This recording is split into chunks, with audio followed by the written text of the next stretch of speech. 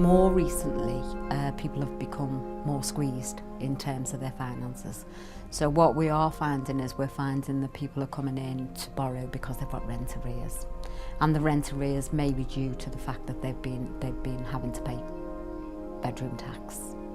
And that's had a massive impact on people's income, because obviously people's income has not increased with inflation.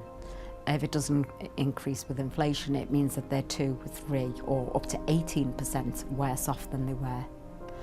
And on top of that, they're also having to pay bedroom tax. So what we did notice at Christmas, and I think that this is indicative of what's happening currently, especially with the squeezing in the welfare programme, is people were actually listing the things that they needed for Christmas. And amongst some of those things, it wasn't just toys for the children, it wasn't just clothes for the children, it was food.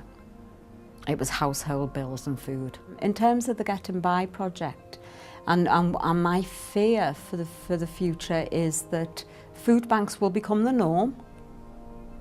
And we'll go back to the 1970s when families who were strapped for cash were putting in for loans, maybe from social services or from the Department of Work and Pensions, and being given food vouchers to go to supermarkets.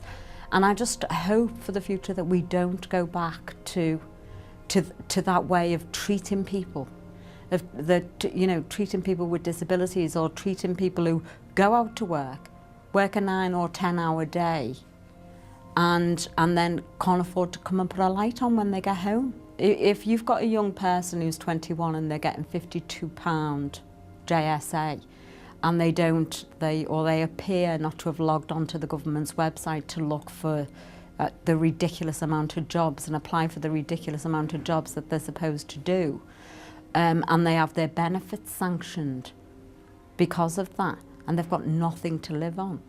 How do you then instill confidence and worth into that young person?